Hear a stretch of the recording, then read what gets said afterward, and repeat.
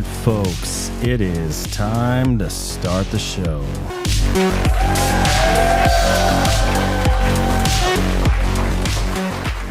Yes. Let me turn that up a little bit. Quiet down, people. Quiet down. All right. All right, folks, sorry for being tardy to the party. Little technical difficulties got me started a little late, but not to fear. A little patience, little abstract thinking, and everything's good. So welcome to the Dark Stream, the official live stream of the Dark Mind podcast, where creativity and depravity take center stage. Writers, filmmakers, and bookstagrammers, now is the time to showcase and promote your creative works, so make sure to call in when I open up the phone lines. In addition to discussing the works mentioned in live calls, I will also be reviewing books and film, highlighting the talents of some very exceptional artists. If you're a listener, be sure to call in as well. I would specifically love to hear your thoughts on the Hell House LLC series, franchise, whatever you'd refer to it as. I've seen parts 1 and 4, but not the other two. So if you've seen any of those, call in and tell me what you'd think. I'd like to talk to somebody else about some of the differing aspects that makes those movies really great, in my opinion. And as always, I'll be setting the mood with some dark EDM music to energize and invigorate both the mind and the body. I'm going to start tonight's show with a book review. The book, a blend of psychological and supernatural horror, delves into themes of empathy, addiction, and most notably, fire.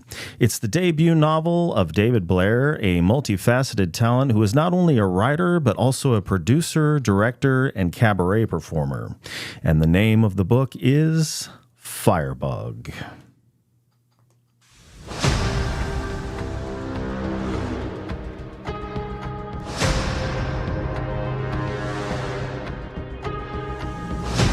In the town of Ferdinand, a young man's fixation has both metaphorically and literally ignited the fear of a population. Much more than childhood curiosity, Daniel experiences fire as if it was a religious experience.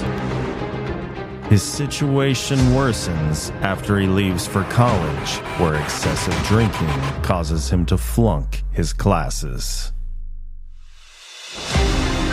Upon his return to Ferdinand as a failed college student, Daniel Patrick is shunned due to his pre-existing reputation as an arsonist.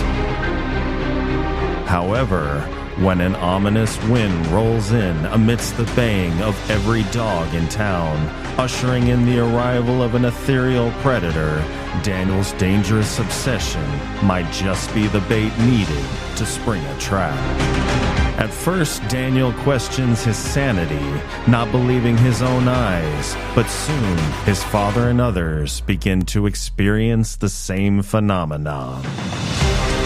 A small group, now aware of the threat, devise a strategy not just to ensnare, but also to eliminate the creature. In risking their lives to confront this mysterious being, they face great peril. But when it's all said and done, Daniel is very ambivalent towards the outcome. Because you see, empathy is not only useful in understanding those less fortunate than you, but also those that mean you harm.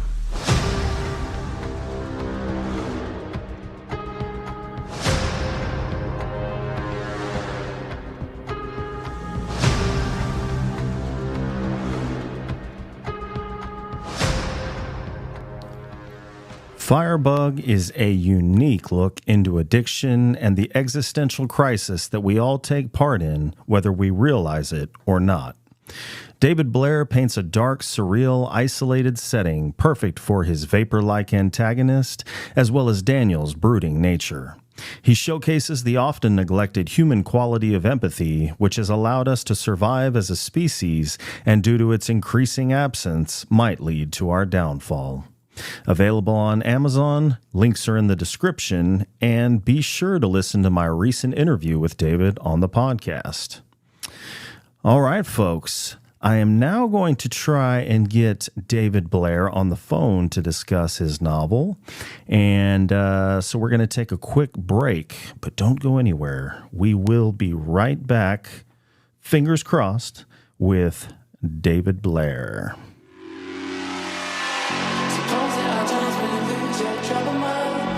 All right, folks, we are back. I have on the line with me director, producer, cabaret performer, and author of Firebug, Mr. David Blair. Oh my gosh, thank you. That's again, one hell of an introduction. I am beyond flattered. Do you feel like you're doing the live cabaret stuff? Oh my God, yes, exactly. Dozens and dozens of screaming people. Yes. Just Dozens. Yeah, I've only got about 5 in here. They're all, I keep them loaded on White Claw. So, perfect. They keep coming back. What you got to do. I love it. That's great. So what are you doing on this Black Friday evening? Well, I just actually got out of rehearsal. No, for the cabaret. For cabaret. Mm-hmm, yep. And we have a show tomorrow, which is, it's going to be fun. But I caught a little bit of a cold over the last week, so I'm putting myself on some strict vocal rest for the rest of tomorrow. I feel bad now. I'm. Oh no! This is more important. Okay. A little bit of tea, some honey, and I'll be good to go. Oh, yeah. Nature's expectorant, as it were. That's right. That's right. Yeah. So that's about all I'm up to. Cool. Yeah. Today. Yeah. I need to go with the more naturopathic remedies. I have this habit of whenever my allergies flare up, just going straight for the, what's the... Claritin D, the stuff with the Claritin. Well, the D, the stuff that has the what's that stuff they make meth out of? The Sudafed, pseudoephedrine. Yeah. That's the one. Yeah, that stuff will. And the only listeners at home, the only reason I know that is because I watched Breaking Bad. So don't think anything ill of me. That was going to be my next question, Vincent. How do you know so much about that? I don't know so much. I don't know anything. I'm tired of this line of questioning. Let's move on. Let's move on. You didn't see anything. I know. These are not the androids you're looking for. Nothing to see here. Yeah. Well, probably... some of the people that are listening now or will listen later have probably heard the episode we did. But for those that don't, did you want to kind of do a brief little talk about the book? Give a synopsis? Sure. You kind of nailed it in the beginning of your introduction. But it takes place in a small town in Idaho. And it's about a young man named Daniel Patrick who gets pulled out of school for drinking and drugs. And as the story unfolds, you find out that he's also a pseudo-reformed pyromaniac. And he got into a lot of trouble in his younger years setting fires. And when he comes home right around Christmas time. So if you're looking for a great Christmas horror book to read this season, Firebug is the one. It'll get you in the spirit. It'll get you in the mood. So Daniel comes home around Christmas time, and around that same time, a very peculiar wind blows through and blows something into our existence that does not belong on our plane of existence. And Daniel and his family are put to the test, and they have to figure out how to get rid of this entity. Now, have you had any, what's the word I would look for? Dissension in the ranks as to whether or not this is a holiday book, kind of like the controversy that some people get into with Die Hard? I thought it was the funniest thing in the world until I actually got into the discussion myself and found myself losing my mind. So I just decided to drop it. Oh my God! What do you think it's a Christmas movie? I'm gonna say it is, but like I think I was digging my heel, like doubling down and digging my heels in because it's hard for me to admit when I'm wrong. But I don't know. Maybe maybe the conclusion that I finally came to was just me succumbing to not wanting to argue any further. But I'm gonna say Die Hard is a Christmas movie. Yes. I think you be steadfast in your opinion. I also think it's a Christmas movie. Yeah. People could say the same exact thing about Gremlins. Yes. Which is also, it's not quite as widely debated as Die Hard, but Gremlins is 100% a Christmas movie. And it makes me so mad when people are like, it's a scary Halloween movie. No. It is a Christmas movie. 100%. But so to answer your question, no. There's been zero. Okay, so people have wholeheartedly accepted it's a Christmas book. I think, I hope so. I truly do, because I leaned into a lot of the Christmas, a lot of the holiday vibe in this book. And it's always been a thing for me. I love the dichotomy between horror and, the supposed most joyous, happy season of all. I've always really liked that. And that's why I wanted to set my story during Christmas. Now, does the fact that it takes place during Christmas, is that all that you need for it to be a Christmas story, whether it be a film or a book? Or does it have to be some real integration into the Christmas festivities involved in the plot? I think that I think that it all has to do is take place during the season. But here's also the thing is if you need to lean into it, like have things that involve Christmas things. Like in Firebug, they go to a Christmas pageant that Daniel's little sister is in. They're hanging up Christmas lights, and that is, when the first kind of incident when the creature blows into town.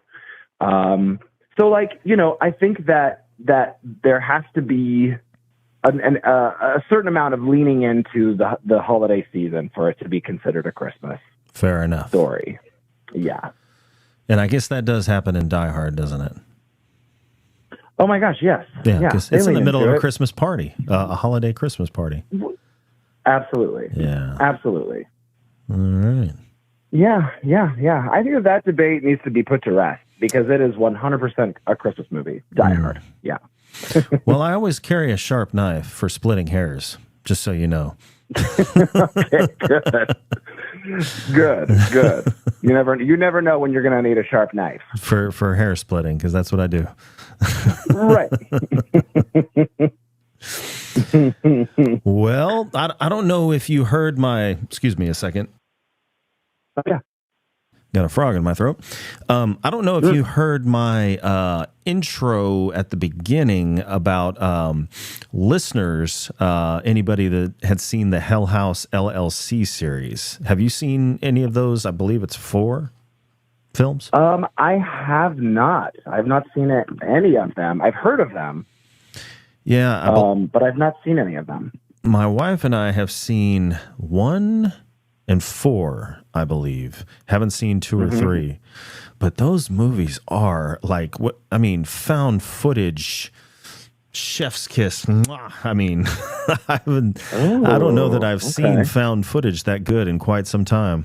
And, you know, you'd think with sequels, like, it's going to get worse. Well, this one is the fourth, I think, released in 2023. And it's playing on the old characters, which are these clown mannequins that just do, I mean, I can't describe it. Just they really... The stuff that they come up with when it comes to found footage ghost activity, like, it's just, I don't know. It's amazing. You should totally check those out if that's your bag. I don't know. Yeah. I mean, I like a good found footage horror movie. Yeah, for sure. My partner and I, we recently watched, speaking of found footage, we watched it's not new anymore. I think it came out in 2014 or 16 or something. The new Blair Witch. It's just called Blair Witch. Okay. Not good. Not a good movie, but not a terrible movie either, which I was pleasantly surprised to find. Just not good because it's obviously got, you know, it's got the lore of the beginning. Because I remember, God, I don't even know how old I was when the first one came out. It was 98 or 99. I was a freshman in college, or I was about to go into college. Yeah, if it was 98 or 99, I was graduating or about to graduate, something. Mm-hmm. Yeah, because I remember that was such a big deal. Yeah, the original Blair Witch is such, you know, it's lightning in a bottle. I don't think that can ever be duplicated or improved upon as far as like a Blair Witch sequel. I think my biggest problem with this new one was there's a specific kind of acting required for a found footage movie, and these actors were very much like in a movie. Yeah, there was nothing real about their acting, you know? Yeah. So, I mean, so you're saying they weren't coming off as just some people naturally reacting the way you would if you were, you know, playing around with a camera or something like that? Exactly. And they were performing like they were in a movie, which is not the style that you want in an actor for a found footage movie. What was my opinion, was the cinematography overdone? Because I remember I had a filmmaker on the show and I asked him why his first film, why it was found footage. And he said, well, a major selling point is that it's supposed to look amateur. So to look amateur costs very little money. So I was like, all right. Yeah. Good point. Yeah. So like, did it look amateur or was it like super professional trying to look amateur? You know, it kind of bounced back and forth. It was both. It was really bouncy. You know, it was the classic, you know, tried and true bouncy cam. Mm-hmm. But sometimes it got a little too glossy. It just looked a little too produced and a little too glossy and not gritty and dirty enough. The last like 20 minutes of the movie are actually pretty good. I will say that for the film. I really liked the last 20 minutes because I think it finally got like, I don't know, like it got grittier, it got dirtier, it got, I don't know, the stakes were raised. I don't know. It finally came together in the third act. Nice.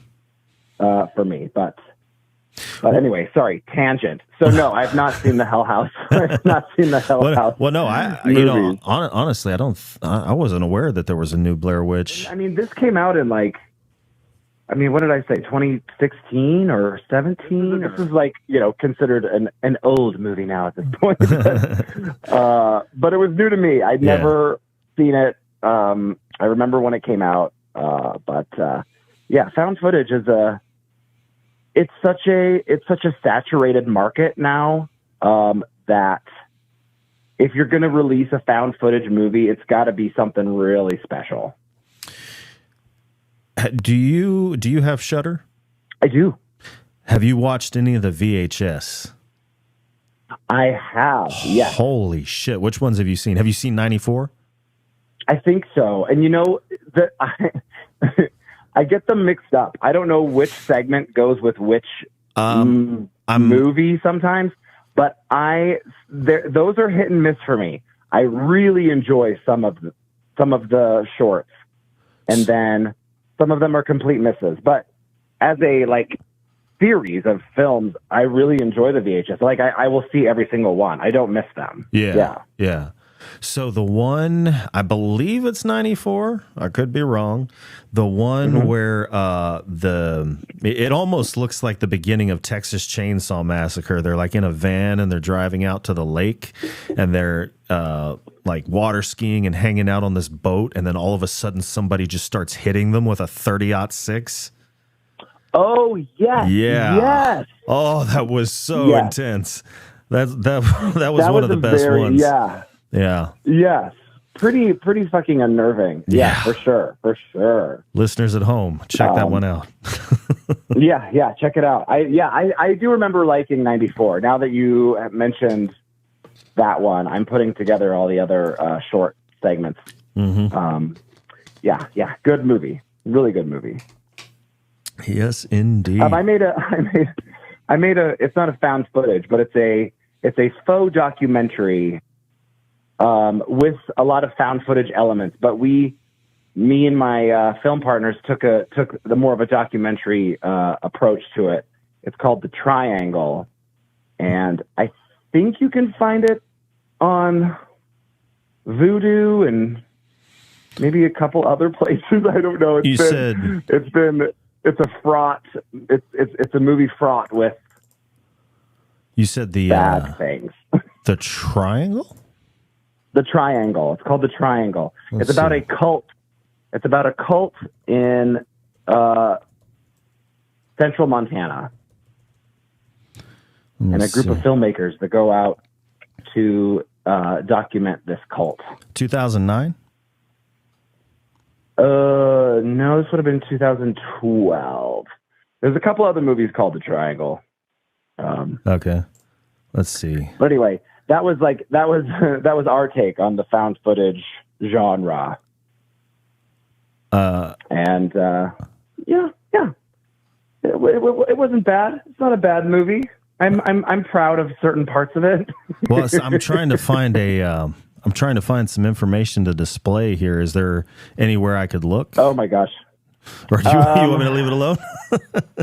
No, I mean, dig all you want. There was a lot of it got passed around through distributors, and a lot of complications have come up, and so it's changed a lot of hands. And I don't even know where it's available now. I have no idea where to find it. You said what year?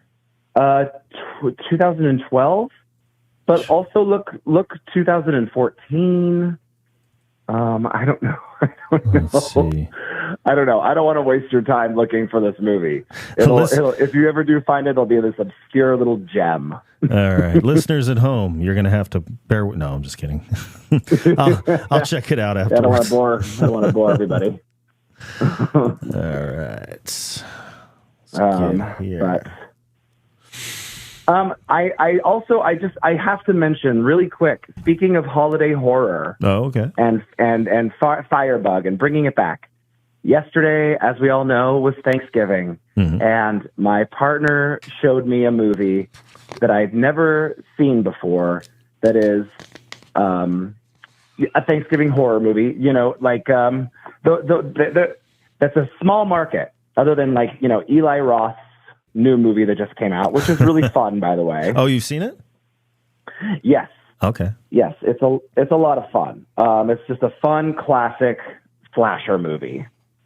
But have you seen a movie called Blood Rage? Blood Rage? I don't think so. No.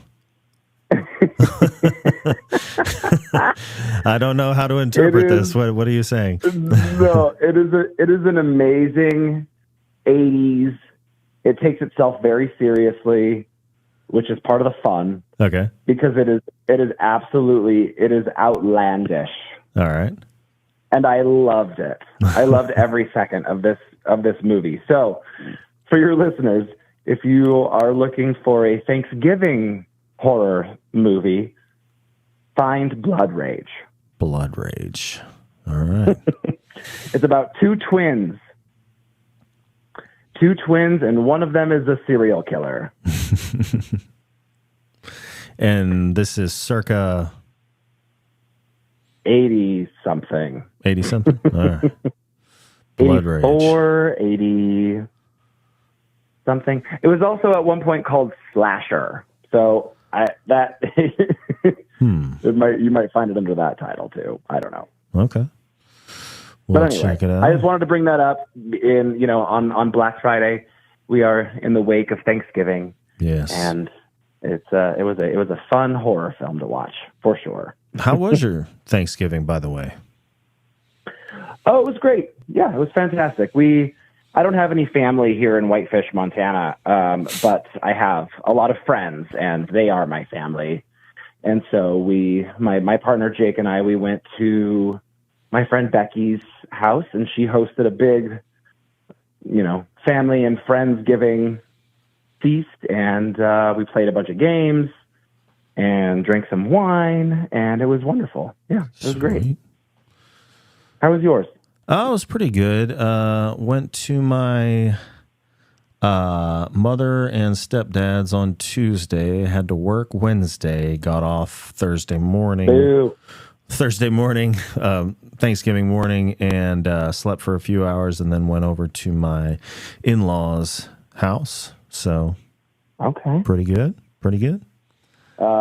Well, shit, man. Happy Thanksgiving. And well, when's your upcoming? You said you were doing some rehearsal. When's the upcoming show? We have a show tomorrow. No, that's right. Okay. Excuse me. Yes, we have a show tomorrow, and then we go on a long hiatus, and then we have 2 shows the week between Christmas and New Year's. Mm-hmm. And then that's the end of our season. Mm-hmm. So the season comes to an end, and we go back to writing. Mm. So we will start writing song parodies and sketches for next spring/summer. And I can't remember if I asked you this before, and I don't mean this like you may be hesitant to say yes because you might think it might sound egotistical or something. I'm just saying, are you guys kind of like local celebrities? Do people know who you are? And if they do, it's not egotistical to say so. I mean, Yes. Awesome. We are. It's really it's a small town. It's a small Montana town. Uh-huh. So, and we've been doing this for, I don't know, since 2015, 2014. Okay. With some changes in some intervening years. But we've been at this for a while, so we have a fan base. And then, during the pandemic, we got a lot of new folks moved to Montana. Everybody wanted to escape the pandemic, and they thought, let's see, well, what's a very little populated state? Montana. Let's move there. Uh-huh. And so we got a big influx of new people. So now we have a whole new crop of folks to play cabaret to, and Nice. they're getting to know us now. So Sweet. yeah, it's cool.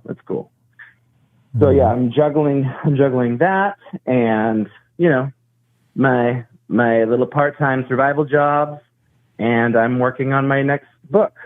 All right. So that takes up most of my time. Sounds like it. These days. Yeah.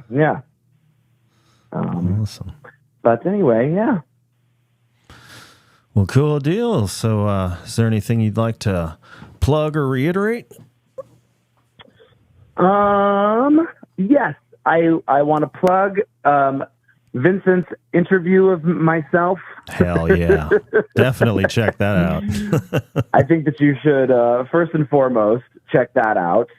And of course, I mean, check out Firebug. If you like, Christmas horror, if you like things that are actually kind of heartwarming, I really like how much you plugged the empathy factor. And it's true. It's true. It is a feel good horror Christmas story. And I'm very proud of it. And, I think that people will enjoy it. I think that it will find its audience. And I mean, it already has. It's gotten great reviews, and I'm very, very lucky. And yeah. And so go to my Instagram, David Stephen Blair. And that's about it. He is being serious about a feel-good horror Christmas story. It's an emotional roller coaster. Yes. Thank you. Vincent. Well, thank you for having me on again. Yes, thank you for coming on and chatting with me and talking about the book and what's going on with you. And I wish you happy holidays and don't party too hard. No, not too hard. Just a little bit. Just a little bit. All of the same. Back at you. Have a good one. And I'll continue listening after this phone call. All right. All right, Vincent, you take it easy. You as well. All right, you too. Good night. All right, bye-bye. Good night. All right, folks. Maybe not good night. He's probably not going to sleep. Think I'm going to open up the phone line. Yeah, let's do that. The number to dial is 469-364-9906. That number again is 469-364-9906.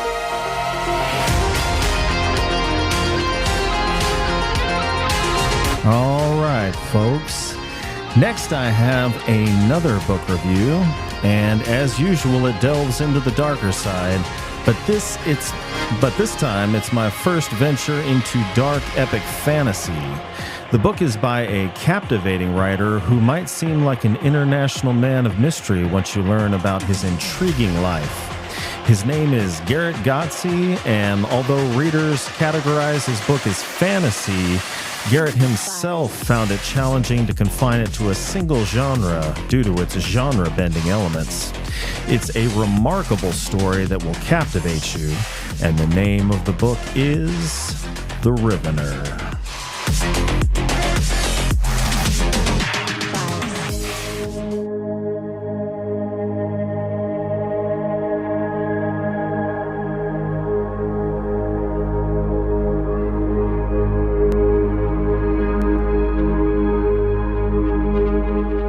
In the not-so-distant future, a boy simply known as Kid works for a crime syndicate, delivering mysterious packages to shady recipients, no questions asked.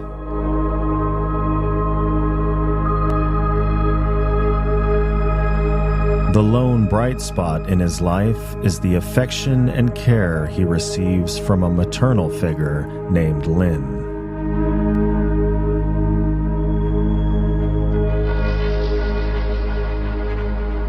One day, he's offered a delivery job with a payout much higher than usual.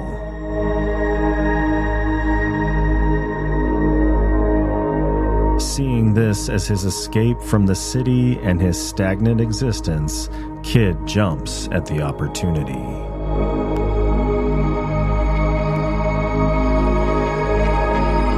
However, things don't go as planned. He arrives to find the door ajar and the recipient dead inside.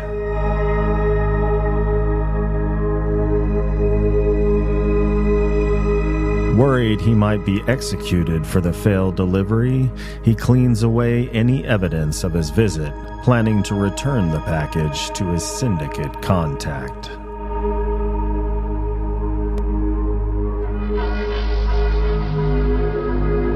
But as he's leaving, he's blindsided by two young assassins, but a stroke of luck allows him to narrowly escape.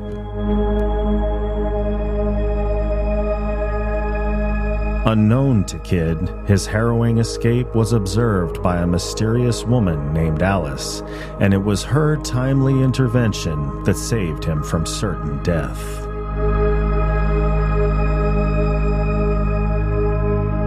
As time progresses, Alice's role in Kid's life deepens, and as Kid's perception of reality begins to expand, he finds himself confronting an enemy as ageless as time itself and equally ruthless.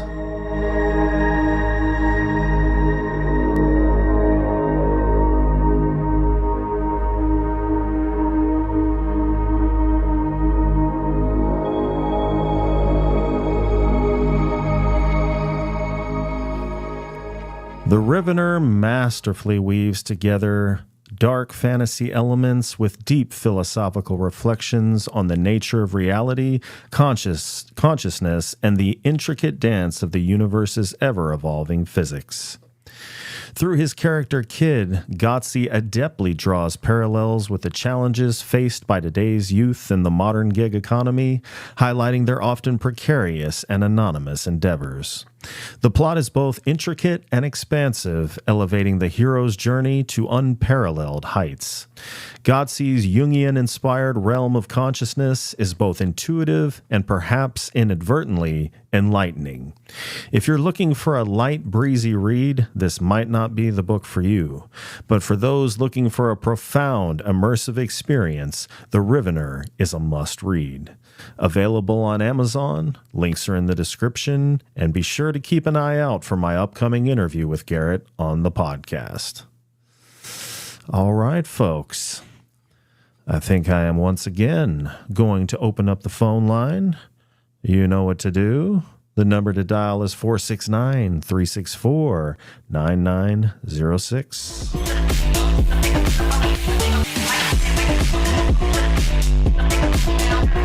All right, folks. The last review of the night. I have a movie review. It was written and directed by Jennifer Reeder. It's a surreal, emotional, dark tale about a young adolescent woman battling her emerging self and a psychopathic killer. And the name of the film is Perpetrator.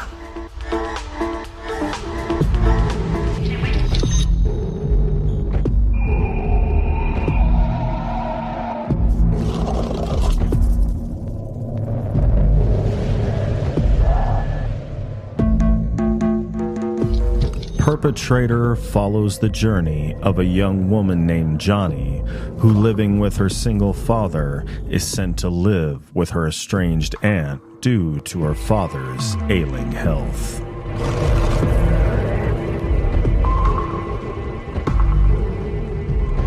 She finds herself in a haunting tableau of a small town where numerous young women have gone missing and are turning up dead.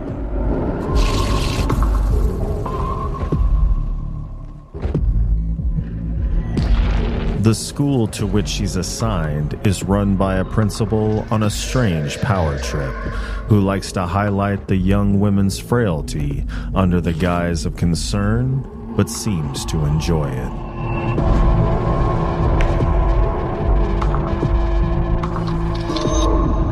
With the assistance of Marcy, a woman whose face is perpetually bandaged due to undergoing successive plastic surgeries before the previous ones have had a chance to heal, they cultivate an environment of academic sterility.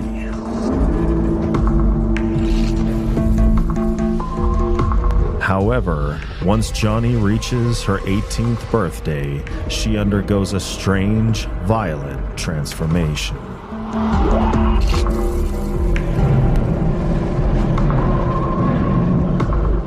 She's told by her Aunt Hildy that she comes from a long line of powerful empaths, able to mimic those with whom they identify.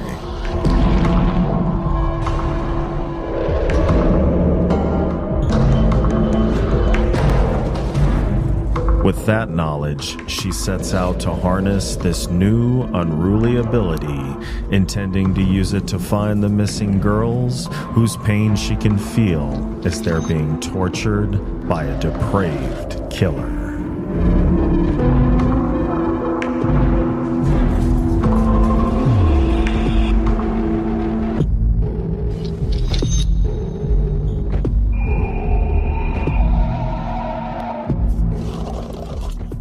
Perpetrator is an archetypal example of Jennifer Reeder's stylized narrative. Her depiction of Johnny's stoic nature was both engaging and inventive. Choosing Alicia Silverstone for the role of Aunt Hildy was a visionary decision by Reeder. Kia McKiernan gives a compelling performance as Johnny, adding a refreshing layer of cynicism to the fear and angst of adolescence. Christopher Lowell delivers a chilling portrayal as Principal Burke, depicting him as a narcissistic shell of a man obsessed with youth. After all the strange occurrences and innuendos, one might sometimes wonder if they serve purely for visuals rather than an underlying narrative. However, the whole story comes together with one major plot twist that ties up all the loose ends, bringing the story to a thunderous conclusion. Now streaming on Shudder and YouTube, links are in the description, and be sure to check out my interview with Jennifer Reeder on the podcast, available now on all platforms. All right, folks, the phone lines are going to be back open for the last time.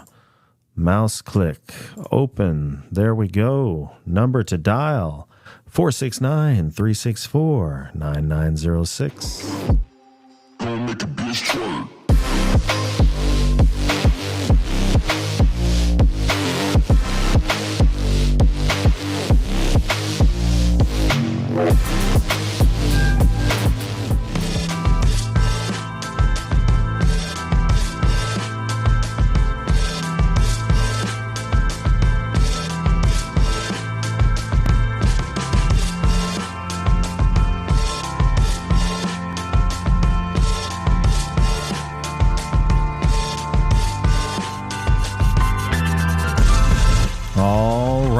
Folks, had a great time.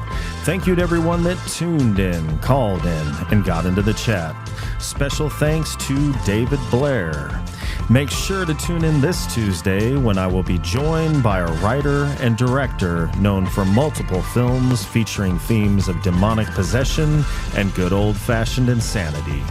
So until then, stay healthy, stay sane, and as always, thank you for listening. See you next time.